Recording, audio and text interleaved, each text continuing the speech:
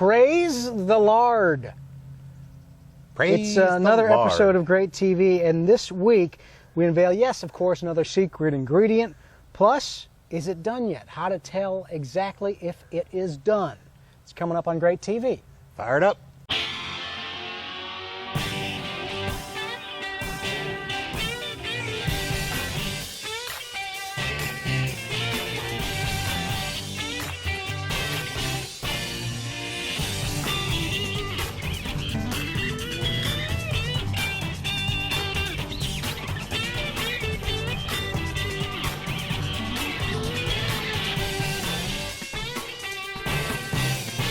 Back again, it's GrateTV, and it's Bill West with BarbecueTricks.com. Jack Waiboer is here, three-time like South Carolina State barbecue champion. And we always like to remind you, we need people to subscribe so we can imbibe. We keep on getting subscribers, so we appreciate it because Bud Light today, beer, comes with a subscription. And I've got Corona Light.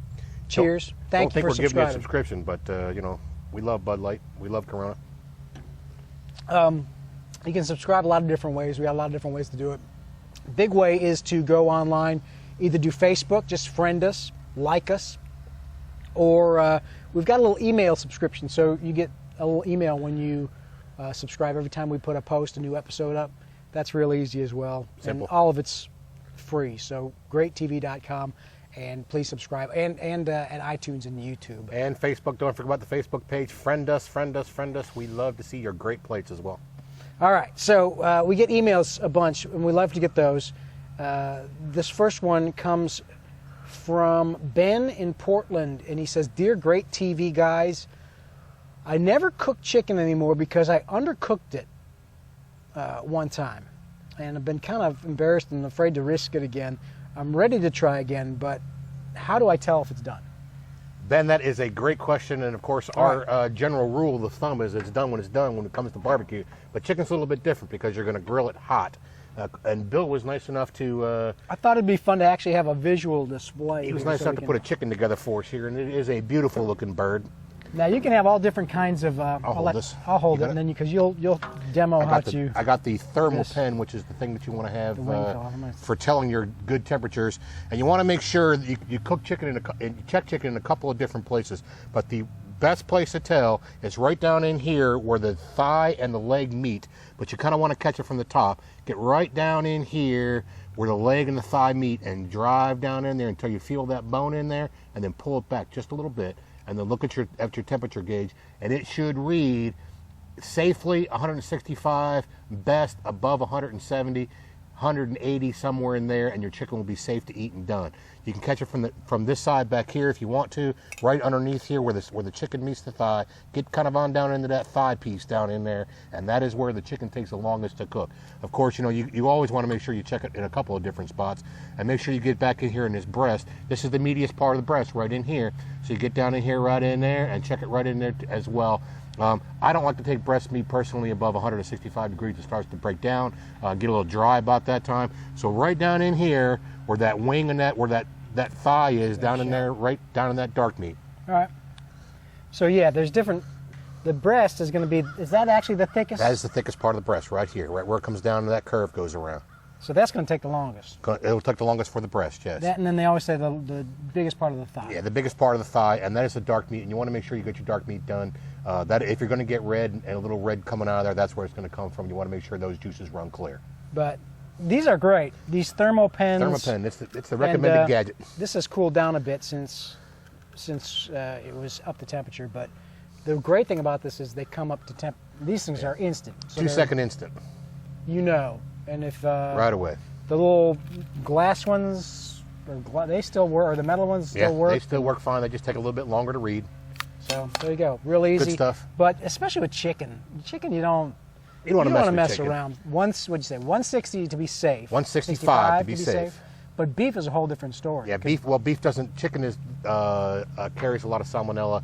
Beef cuts don't have the danger of salmonella on it as much. So you can cook beef cuts rare, medium well, and so on and so forth. But chicken, you want to make sure your chicken is well cooked, well done. Now, when you talk about salmonella, when does that kick in? I mean, is that when it's been sitting, or is that just? I mean, how does that? Because that's Salmonella is scary stuff. It's not airborne. You know, the recent egg craze is a good example. The Salmonella bacteria was actually in the feed that they were feeding the chickens, and when the chickens laid the eggs, the Salmonella was actually inside the egg. They wash eggs, and they wash them well, and they wash them with a sanitizing solution. But the Salmonella was actually in the egg itself, so they couldn't detect it when it was coming through, even though it was washed. So when people were cracking the eggs and cooking them, and they weren't cooking them well, that's how they were picking up the Salmonella. And Salmonella multiplies extremely fast. It really does. It's fast. It goes. So, you know, it doesn't take much. When they talk about, you know, 5,000 bacteria per whatever however they gauge it, that doesn't sound like much, but it is a ton, and it can multiply fast, and it can be big fast. Chicken is going to be much more, quote unquote, dangerous than beef or pork? Oh, absolutely. Pork and beef, like I said, they have whole cuts on pork and beef, and Salmonella isn't necessarily part of that process. Salmonella is prevalent in a lot of fruits, a lot of the outsides of fruits because of the fertilizers that we're using, and it's also very prevalent in chicken because of the feeds and the bacteria that are involved in chicken manure and so on and so forth. All right. So the best way to watch that is to Cook it. Get it up to temperature. Salmonella dies at 145 degrees. There you go. Thanks for your letter. Remember, Bill at GrateTV.com or Jack, GrateTV. We can try and answer. I don't know anything, but you seem to have better answers. And that works for me just fine. Here to inform, Bill. That's what I do. Our website of the week, I found this one, Wood Inc. Wood Inc. That sounds like fun. And it's basically a website. These guys... what do you suppose they sell at Wood Inc., gang? They sell wood. And a little bit of everything for a barbecue enthusiast. Barbecue cooking wood is the biggest thing. They got logs, lumped charcoal, and they do some chunks, videos. The whole 9 yards. They sell pellets, Bill? Grilling planks is the biggest thing that they do. Ah, the plank. So just check them out. They got a nice website, and they do a lot on Facebook and Twitter as well. So that would give them a shout out. It is woodinc.com. Woodinc.com. Go there, enjoy it. All right, how about our gadget of the week this week?